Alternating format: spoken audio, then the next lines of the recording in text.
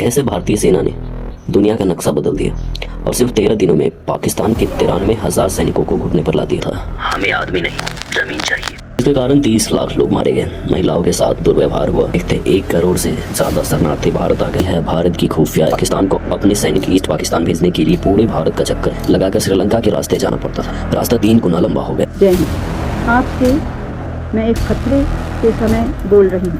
Dhaka race course में जय बांग्ला और जय हिंद के नारे गूंजे। बांग्लादेश की सत्ता मुजीर रहमान को सौंप दी।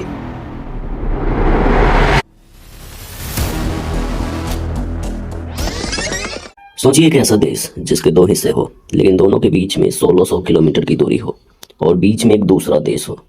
सुनने में अजीब लगता है ना, लेकिन 1947 में जब भारत का बंटवारा हुआ तो पाकिस्तान कुछ ऐसे ही बटा था। एक तरफ वेस्ट पाकिस्तान जो आज का पाकिस्तान है और दूसरी तरफ ईस्ट पाकिस्तान जो आज का बांग्लादेश है। उस टाइम धर्म के नाम पर देश तो एक बन गया था, लेकिन दिल कभी नहीं मिले और 24 साल के अंदर पाकिस्तान के अपने ही पापों ने उसे तोड़ दिया। लेकिन इस टूटने की कहानी में भारत का क्या रोल था? कैसे भारतीय सेना ने दुनिया का नक्शा बदल दिया और सिर्फ 13 दिनों में पाकिस्तान के 93,000 सैनिकों को घुटने पर ला दिया। आज की वीडियो में हम बात करेंगे 1947 से 1971 के उस दौर की, जहां जानेंगे बांग्लादेश के बनने की पूरी कहानी और भारत के उस बलिदान की गाथा जिसे दुनिया आज भी सलाम करती है, पर शायद वो एहसान फरामोश देश इसे भूल चुका है। इसकी शुरुआत हुई 1947 से। पाकिस्तान बन चुका था, लेकिन सत्ता की चाबी वेस्ट पाकिस्तान के पास थी। ईस्ट पाकिस्तान जो बंगाल था, वहाँ की आबादी ज़्यादा थी, लेकिन पावर और इज्जत ना के बराबर थी।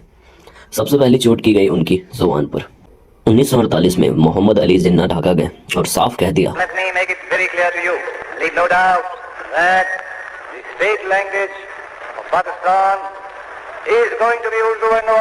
पाकिस्तान की राष्ट्रीय भाषा सिर्फ और सिर्फ उर्दू होगी। जो बंगाली लोगों के लिए ये साफ साफ उनके संस्कृति पर हमला था। 1952 में भाषा आंदोलन हुआ, जिसमें पाकिस्तानी पुलिस ने बंगाली छात्रों पर गोलियां चलाई। यही वो पल था जब बांग्लादेश को साफ साफ हो गया था कि ईस्ट पाकिस्तान एक अलग देश होना चाहिए। सिर्फ भाषा ही नहीं, आर्थिक रूप से भी ईस्ट पाकिस्तान को लूटा जा रहा था। जूट ईस्ट पाकिस्तान में उगता था, विदेशी पैसा वहां से आता था, लेकिन विकास इस्लामाबाद और लाहौर का हो रहा था। बंगाली अब समझ चुके थे कि वो पाकिस्तान के नागरिक नहीं, बल्कि सिर्फ एक गुलाम है। और देखते ही देखते पाकिस्तानी हुकूमत का डर इतना बढ़ गया था कि 1968 में उन्होंने बंगाली नेता शेख मुजीर रहमान को फंसाने के लिए अगरतला कॉन्स्पिरेंसी केस बनाया। आरोप लगाया गया कि मुजीर भारत के साथ मिलकर पाकिस्तान तोड़ने की साजिश कर रहे हैं, लेकिन यह दांव उल्टा पड़ गया। बंगाली जनता ने इस केस के खिलाफ इतना उग्र प्रदर्शन किया कि पाकिस्तानी सरकार को झुकना पड़ा और मुजीर जेल से रिहा हो। और फिर आया साल 1970। पाकिस्तान में पहली बार जनरल इलेक्शंस हुए। एक तरफ थे वेस्ट पाकिस्तान के जुल्फिकार अली भुट्टो और दूसरी तरफ थे ईस्ट पाकिस्तान के शेख मुजीर रहमान, जिनकी पार्टी थी अवामी लीग। इलेक्शंस खत्म हुए, नतीजे चौंकाने वाले आए।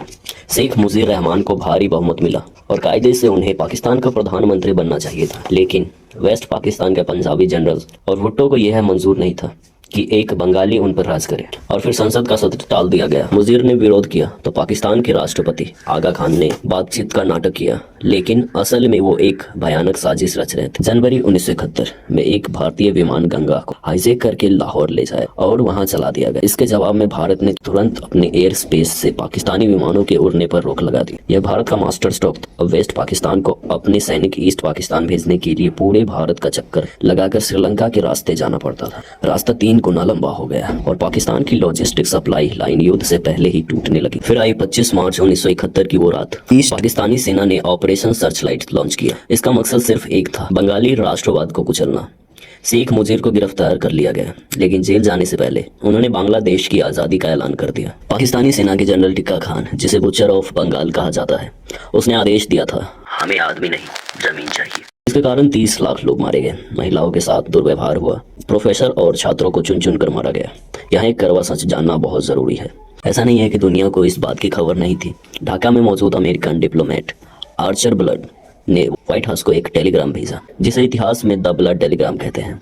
उन्होंने साफ लिखा था कि यहाँ जेनोसाइड हो रहा है, लेकिन अमेरिका के राष्ट्रपति निक्सन और किसिंजर ने इसे इग्नोर कर दिया क्योंकि उन्हें पाकिस्तान की मदद चाहिए थी। दुनिया ने अपनी आंखें मूंद ली। अब भारत इस लड़ाई में कैसे आया? जब पड़ोस में घर जलता है तो आंच आपके घर तक भी आती है। पाकिस्तान के जुल्म से बचने के लिए लाखों लोग अपनी जान बचाकर भारत भागने लगे। देखते ही देखते 1 करोड़ से ज्यादा शरणार्थी भारत आ गए। यह भारत की इकोनॉमी पर एक बहुत बड़ा बोझ था। तब तत्कालीन प्रधानमंत्री इंदिरा गांधी ने दुनिया से मदद मांगी, लेकिन कोई आगे नहीं आया। तब भारत ने तय किया कि अब जो करना है खुद करना है, और यहाँ एंट्री होती है भारत की खुफिया agency raw, research and analysis wing, और उसके चीफ रामेश्वर नाथ काको की। यह एक ऐसा सीक्रेट ऑपरेशन था जिसकी खबर कानो कान किसी को नहीं। काको ने एक सीक्रेट प्लान बनाया। रॉ और भारतीय सेना ने बंगाली शरणार्थी युवाओं को ट्रेनिंग देनी शुरू की। इस फोर्स का नाम था मुक्ति वाहिनी। इन्हें सिर्फ हथियार चलाना नहीं, बल्कि गुरिल्ला वार, पुल उड़ाना और कम्युनिकेशन काटना सिखाया गया। मुक्ति वाहिनी ने पाकिस्तानी सेना की नाक में दम कर दिया था।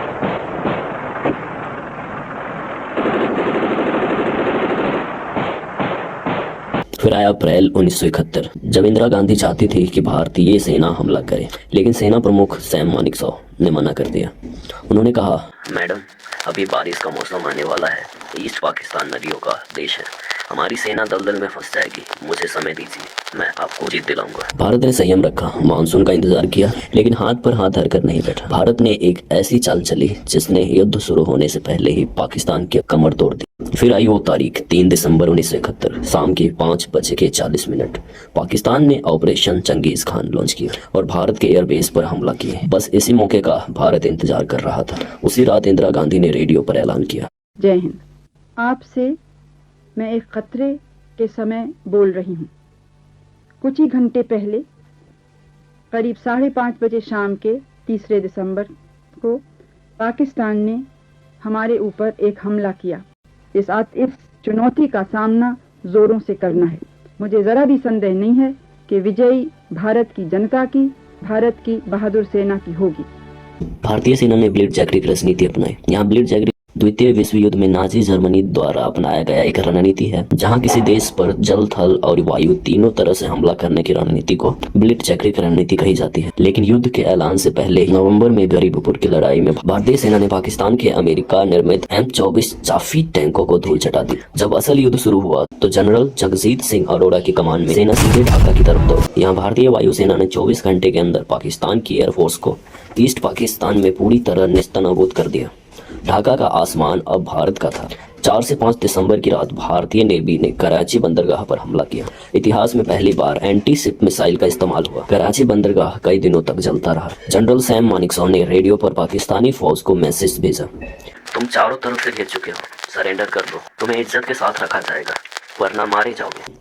इस मैसेज ने पाकिस्तानी सैनिकों का बचा कुचा मनोबल भी तोड़ दिया और पाकिस्तान हार रहा था। अमेरिका ने भारत को डराने के लिए अपना 7वां बेड़ा 7 फ्लीट बंगाल की खाड़ी में भेजा, लेकिन भारत नहीं डरा, क्योंकि हमारे पीछे रूस अपनी न्यूक्लियर सबमरीन लेकर खड़ा था। यह वो पल था जब दुनिया तीसरे विश्व युद्ध की कगार पर थी, लेकिन जमीन पर खेल खत्म हो चुका था। 16 दिसंबर 1971 दोपहर के वक्त भारतीय जनरल जगजीत सिंह अरोड़ा के सामने पाकिस्तानी जनरल याची ने अपनी रिवॉल्वर मेज पर रखी। दुनिया के इतिहास में यह दूसरा विश्व युद्ध के बाद सबसे बड़ा सरेंडर था।